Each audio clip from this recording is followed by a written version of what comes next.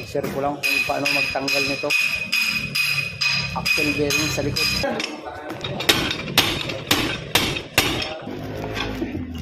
Yun namin pampuller Suzuki ATV DA17. Magtatanggal kami wheel bearing sa likod. Ang problema yung wheel bearing niya sa likod matigas. Kailangan mo pang gumamit ng puller, axle puller dito sa likod. Ito yung ATV na manual transmission siya pero naka-automatic. Tingnan niyo yung kambyuhan niya. May park, may reverse, neutral, drive. AMT, automatic manual transmission. Yan, naka-automatic. Manual siya pero naka-automatic yung kanyang pedal. Bali ang nagpapagana sa kanya yung actuator motor. Meron siyang motor doon sa transmission. Siya yung nagpapagana sa cambio niya. Yung 4x4. Yan, bali meron siya ditong motor. Actuator motor. Siya yung nagpapagana doon sa clutch. Ito yung actuator motor niya. Yan. Yan, meron siya doon. Lagay ng fluid. Ang nilalagay ng fluid yan, AdBlue. Yan, bali siya nagpapagana dyan sa clutch. Suzuki Japan.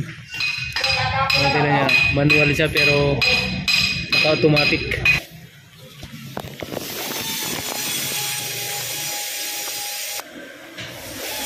Problema dito, mahirap matigas tanggalin yung axle bearing dito sa likod. Kailangan gumamit pa nito puller para matanggal.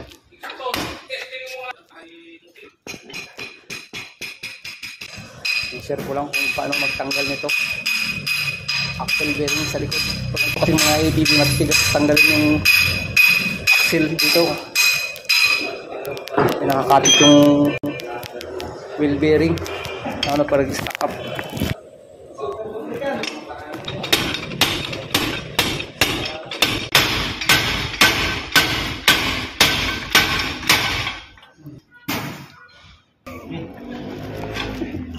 Yun namin pampuller. Ganun katigas tanggalin yung wheel bearing nito.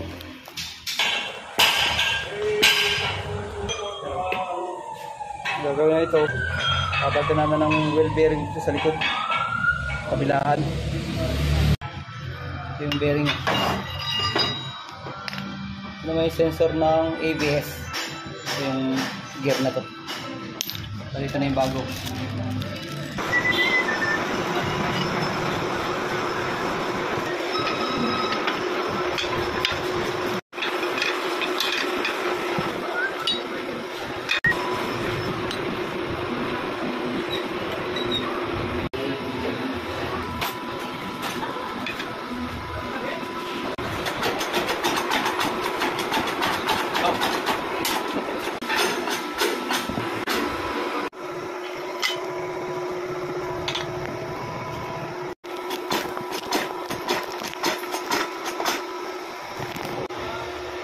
Kasi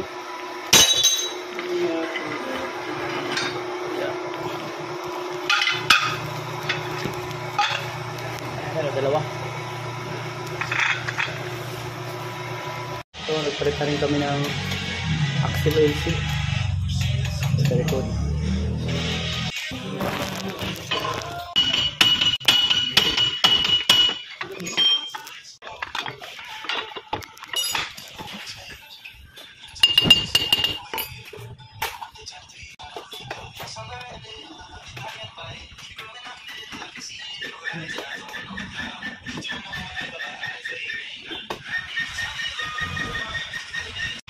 Nakakabit na yung brake shoe.